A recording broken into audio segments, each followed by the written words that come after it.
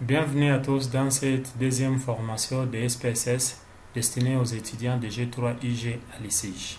Après que vous ayez installé SPSS sur vos différentes machines, on doit passer à la phase de lancement de SPSS, ensuite celle de faire l'encodage des variables, en suivi de celle de saisie des données et enfin vous pouvez changer de langue si possible.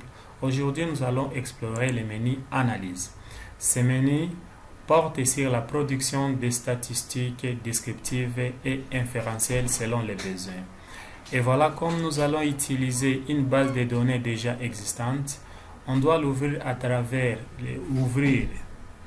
un document de données.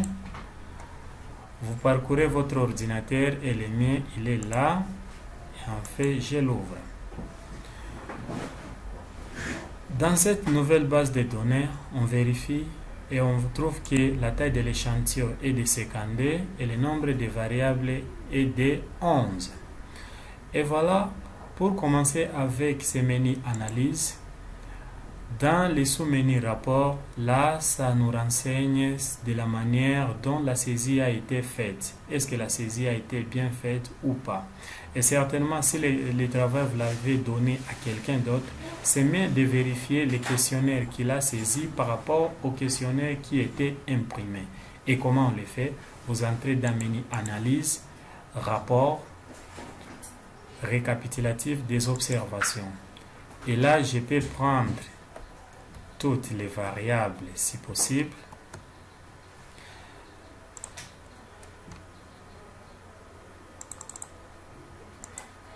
Je les sélectionne, je les glisse dans variables.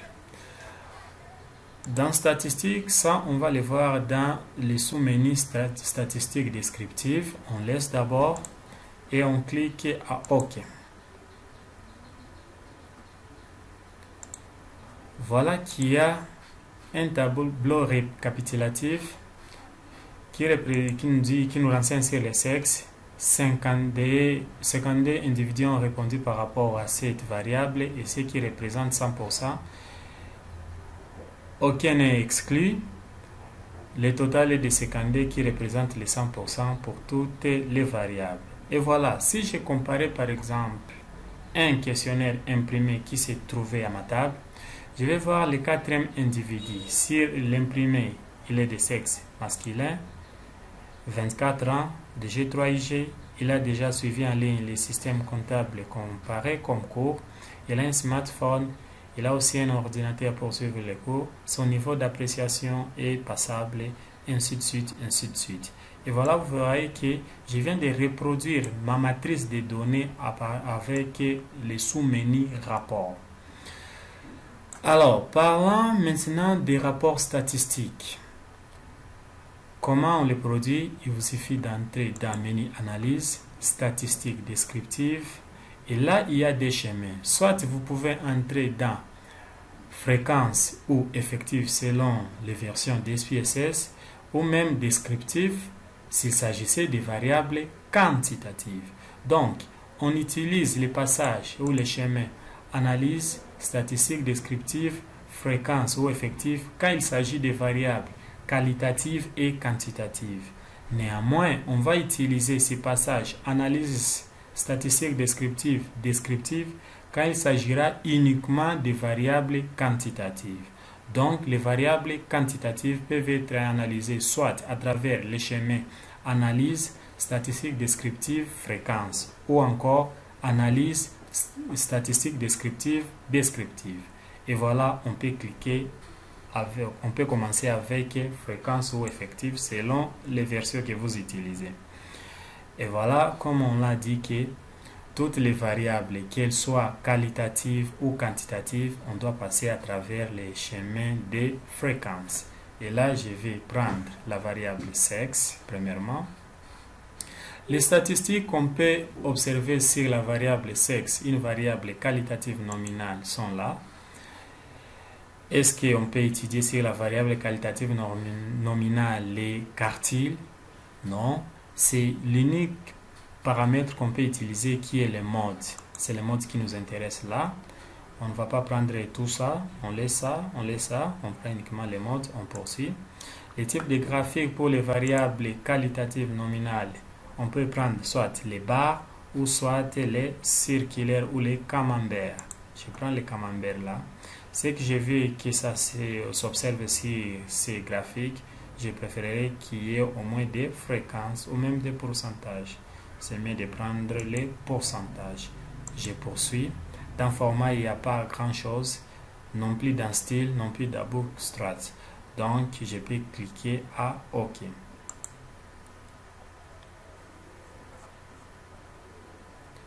Et voilà, j'ai le tableau d'effectifs ou le tableau de fréquences qui s'observe là. Le premier tableau qui nous renseigne sur les statistiques, l'unique statistique calculée, c'est le mode. Et le mode est 2. 2 pour nous représente un code. Ces codes-là représentent dans le tableau d'effectifs ici en bas, les masculins. Donc je dirais quoi? Les dominants, la modalité qui domine par rapport au sexe est les masculins. Et voilà, c'est ce qu'on va interpréter en disant que la plupart d'individus, la plupart d'étudiants de G3 IG sont de sexe masculin. Et ils représentent à ce niveau 78,8% de notre échantillon. Quant à la représentation graphique, elle n'est pas parlante. On peut la faire parler en insérant les étiquettes. Et comment le faire sous SPSS? Vous pouvez sélectionner cette représentation graphique. Vous faites le clic droit. Vous prenez modifier les contenus dans une fenêtre distincte. Et là, on peut insérer les étiquettes ou carrément vous double-cliquez dans cette représentation graphique. Il y aura des petites boîtes de dialogue qui vont s'ouvrir et ça vous permettra au moins de faire quoi? De modifier l'image en question. Et voilà les éléments dont j'ai besoin que je peux augmenter. Ce sont les étiquettes ou les libellés. Alors j'active cela directement. 21 apparaît parce que j'ai dit quoi? Que ce sont les pourcentages qui doivent apparaître au niveau des féminins qui représentent la couleur bleue et masculin 78,85. Ou carrément, vous ajoutez les étiquettes de manière très professionnelle en fait double-cliquant sur l'image telle que je l'ai indiqué. Si ça refuse, faites clic droit, modifier le contenu. Généralement, ça refuse vu l'espace. Et ensuite, on entre dans éléments. Et je préfère que je masque d'abord cela. Je vais rentrer encore dans éléments. J'affiche les libellés. Et quand j'affiche ces libellés, je peux insérer le sexe dans ma représentation graphique. Je poursuis. Et je ferme. Je ferme cette boîte de dialogue, de visionnaire. Ensuite, je peux redimensionner l'image. Ce n'est pas tout. Si vous voulez que l'image soit en 3D, même procédure, soit vous double-cliquez dans l'image, ou soit vous faites clic droit, vous ouvrez dans une nouvelle fenêtre. Et là, qu'est-ce qui est là? Je dois soit éclater, je peux éclater l'image. Je peux éclater ici en cliquant là, on écrit éclater la tranche.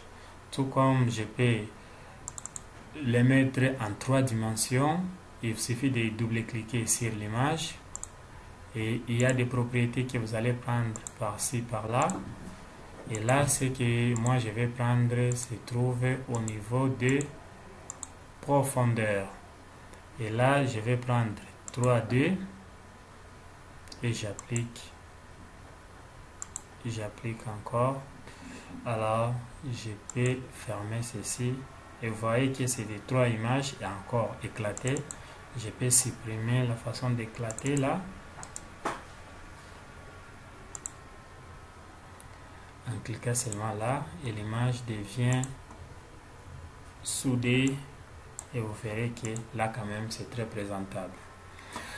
Passons aux analyses des variables quantitatives.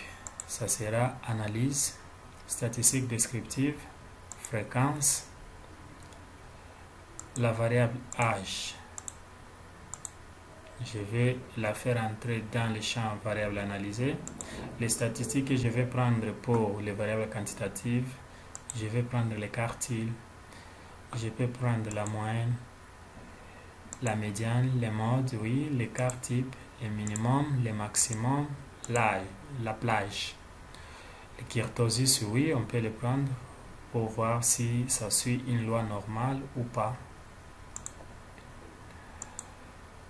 Je poursuis, graphique, et je préfère que ça soit des barres, uniquement des barres, parce qu'il s'agit d'une variable quantitative parmi les trois représentations qu'on nous propose.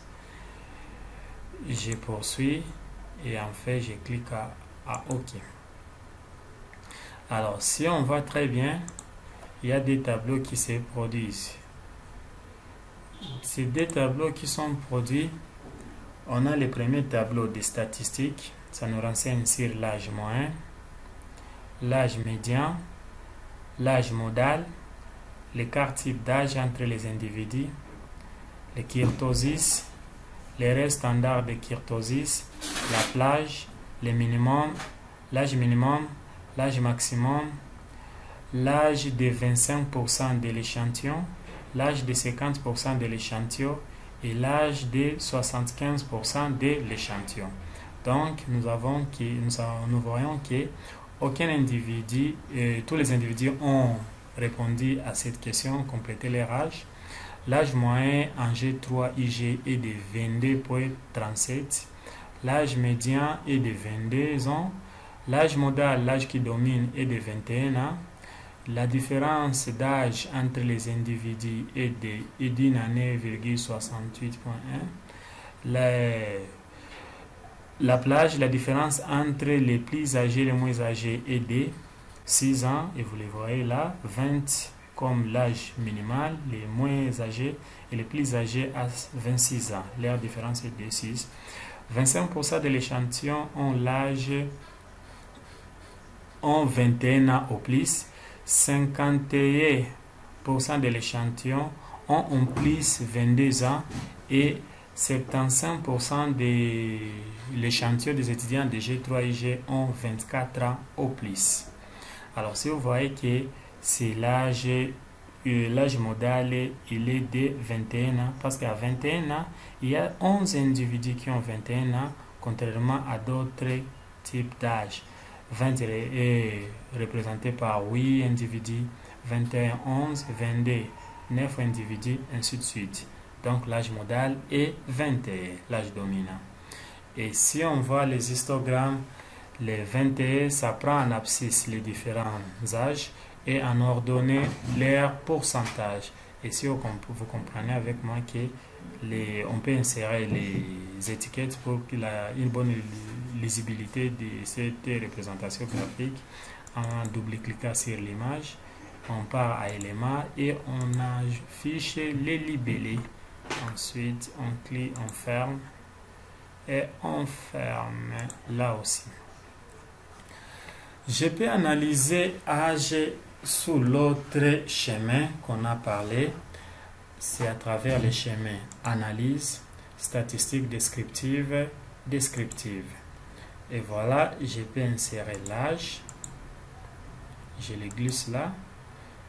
Dans option, je prends les statistiques. Vous voyez que comme il comprend bien que ce chemin est destiné aux variables purement quantitatives, la moyenne est cochée par défaut, l'écart type par défaut, les minimums par défaut et le maximum par défaut. Donc on peut ajouter seulement la plage et le kurtosis.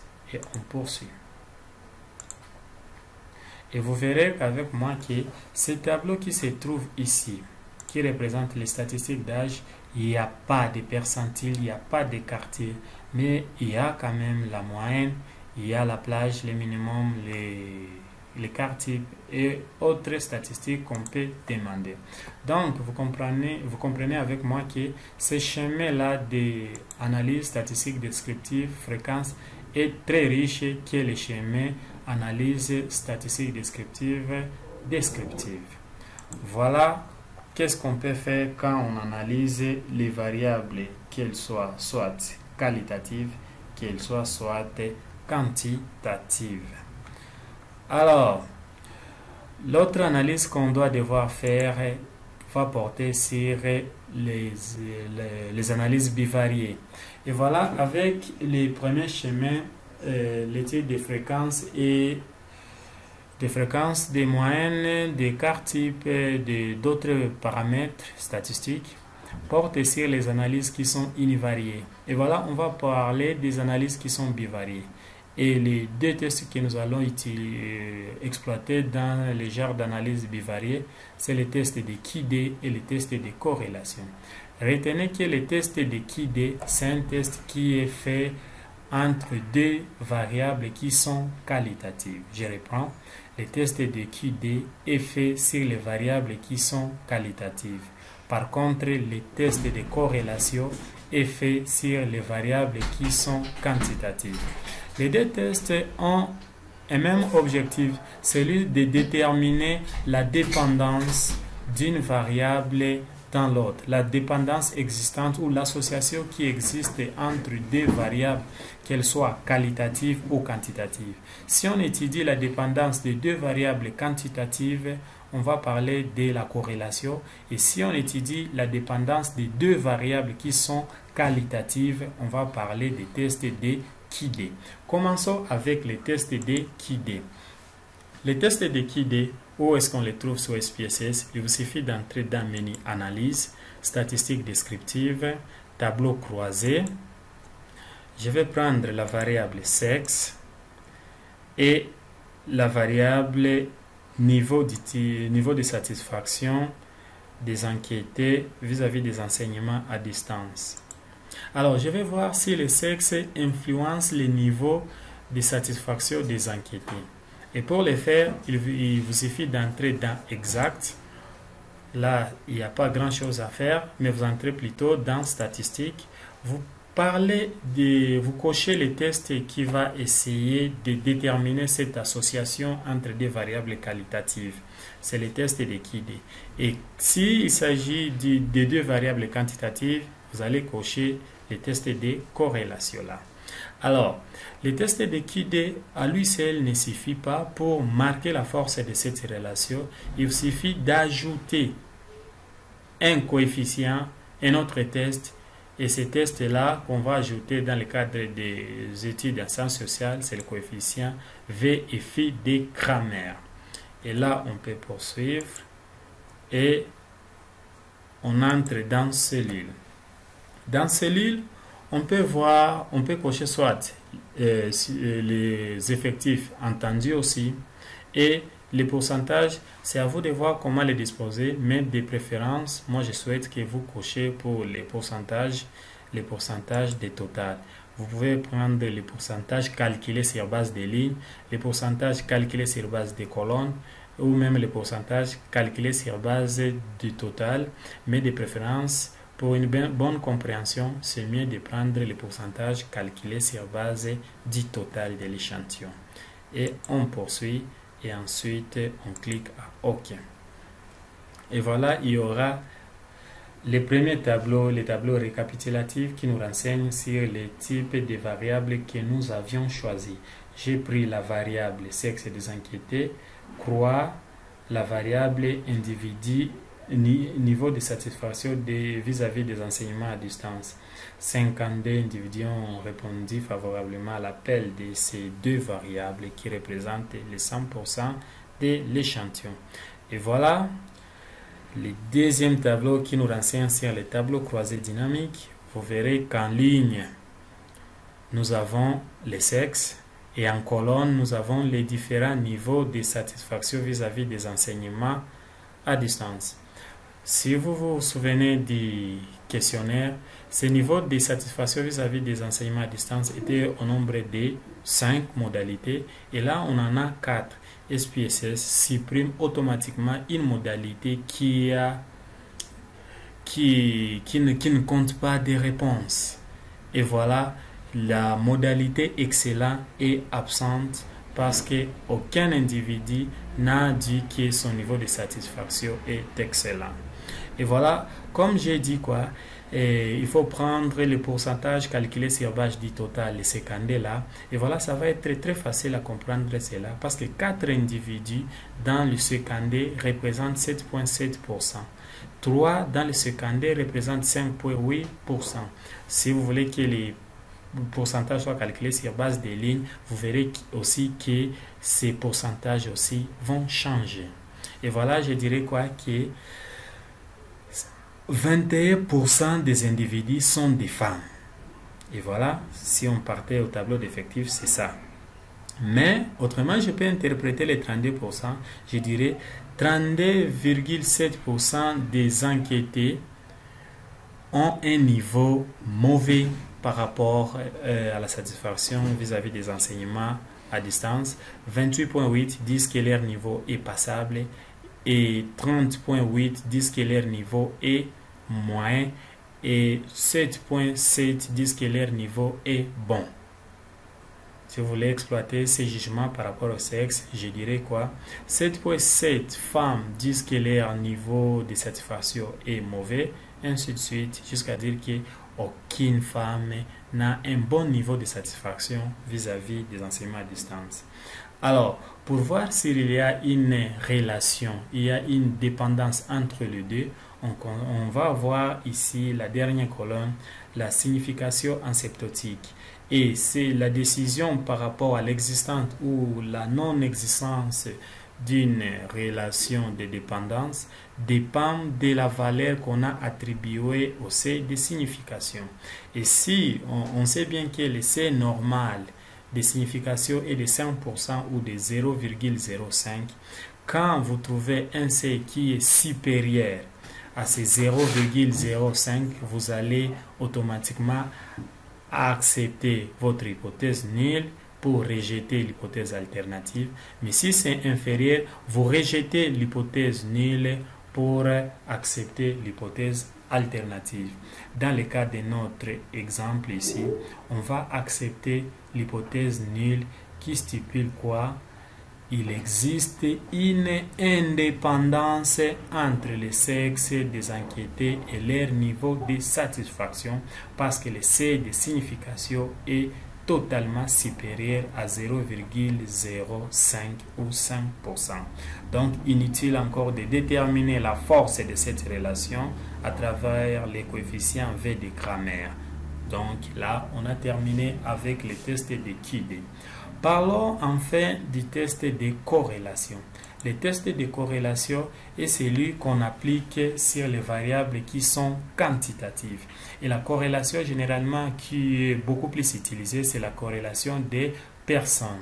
On peut faire ces tests de corrélation soit à travers les menus analyse, tableau, statistiques descriptives, tableau croisé, tout comme on peut aller directement en passant par analyse, corrélation bivariée parce que ça porte sur des types de variables et on clique là-dessus. Et les deux variables qualitatives qu'on a, c'est la variable âge et la variable dépense qu'on doit glisser dans le champ variable et analyser.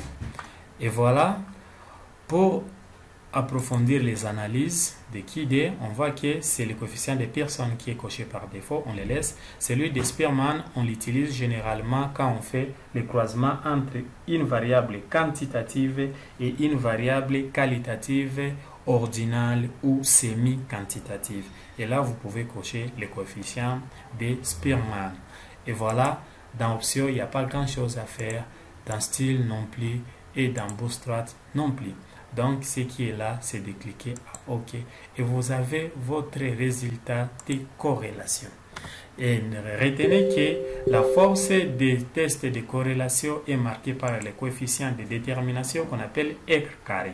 Donc, c'est la valeur de R que vous allez élever au carré pour trouver le coefficient de déterminé, en fait d'avoir la force de ces deux variables exprimé en pourcentage. Mais pour le cas de notre étude, on constate que chaque variable doit être en parfaite corrélation avec elle-même. D'où les diagonales de la matrice doivent être constituées par de 1. Alors, pour voir la corrélation qui existe entre les dépenses hebdomadaires d'achat des mégas et l'âge des enquêtés, on va voir leur coefficient, il est estimé à moins 0,024, qui est totalement inférieur, c'est presque 0. Donc je dirais que R là, il n'existe pas de rapport entre les dépenses hebdomadaires d'achat des mégas pour suivre les cours en ligne et l'âge des étudiants de G3IG. Pas de corrélation et ça s'explique au niveau des significations qui est comment encore supérieur à 0,05. Donc ici, on a fait quoi? On a dit quoi qu'il n'existe pas de corrélation. Ça veut dire quoi? Que R est égal à 0. Et si R est égal à 0, c'est ça l'hypothèse nulle. Donc nous avions accepté l'hypothèse nulle en rejetant l'hypothèse alternative.